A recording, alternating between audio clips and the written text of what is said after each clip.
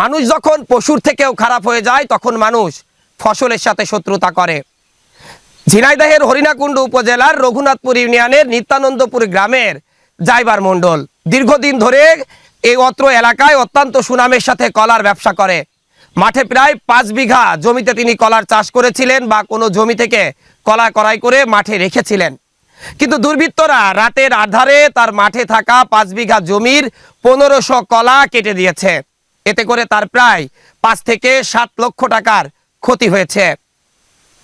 মানুষ এত নিচে নামতে পারে, মানুষের আচরণ পশুর থেকেও খারাপ হতে পারে, এটি কল্পনাও করা যায় না। জাইবার মণ্ডলের এই ক্ষতিগ্রস্ত কলার ক্ষেত দেখতে এসে আমরা সত্যি ব্যথিত হয়েছি। কল্পনাও করতে পারিনি যে এত কলা এত নিখুঁতভাবে কেটেছে দুর্বৃত্তরা।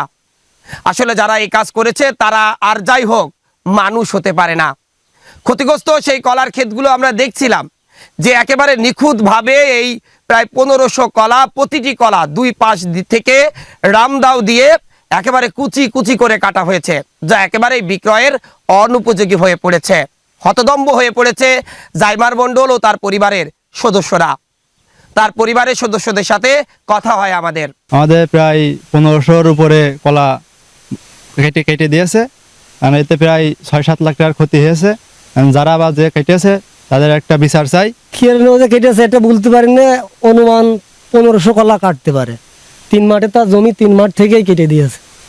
এখন রাতের অন্ধকারে কেটেছে, এখন কারা কেটেছে এটা তো আমরা দেখতে পারিনি বা আমার ভাইও দেখতে পারিনি।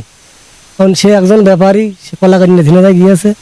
কারণ এই মাঠে অন্য লোক কলা কাটতে এসে আমাদের জানাচ্ছে যে এই কলাগুলো কাটা, তখন আমরা এসে দেখতে পাচ্ছি যে এভাবে পরে প্রত্যেক মাঠেই এভাবে কাটা। এখন আমরা এর একটা সঠিক তদন্ত মানে রাতের অন্ধকারে করেছে, কেউ না কেউ তো দেখিয়েছেই। যদি আমরা সঠিক তদন্ত আমার এই ভাইটা যদি বিচারটা পাই, আমরা এই আশা জাতির কাছে প্রার্থনা করছি।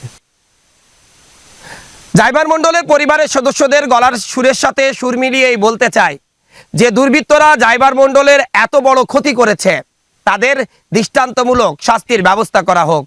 কত কুলুলেস ঘটনার কুলু উদ্ধার করে পুলিশ, কিন্তু এই ফসলের সাথে যারা শত্রুতা করে দিনের পর দিন অজানা কারণে পুলিশ তাদের ধরে না।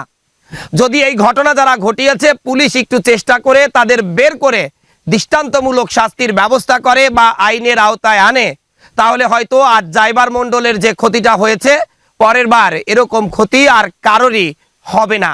কিন্তু যদি এই দুর্বৃত্তদের আইনের আওতায় না আনা যায়, তাহলে কিন্তু এই ঘটনা কারা ঘটিয়েছে বা কেন ঘটিয়েছে তা যেমন বের করা যাবে না, তেমনি একের পর এক ফসলের সাথে শত্রুতাও চলতে থাকবে।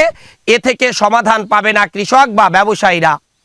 বাংলায় একটি প্রবাদ বাক্য আছে, কৃষক কিন্তু সারা জীবন খেটে মরে, তারা সুবিচার পায় না, ন্যায্য মূল্য পায় না, তারা কোনো কিছুই কিন্তু পায় না সরকারের পক্ষ থেকে।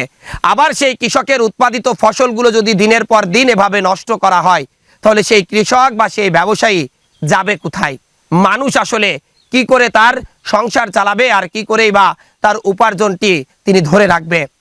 জাইবার মণ্ডলের যে ক্ষতি হয়েছে এই ক্ষতি যাতে আর কারোর না হয়, এই জন্য জাইবার মণ্ডলের যারা এত ক্ষতি করেছে তাদের যদি ধরা যায় তবেই হয়তো এই ক্ষতি কিছুটা হলেও বন্ধ করা সম্ভব।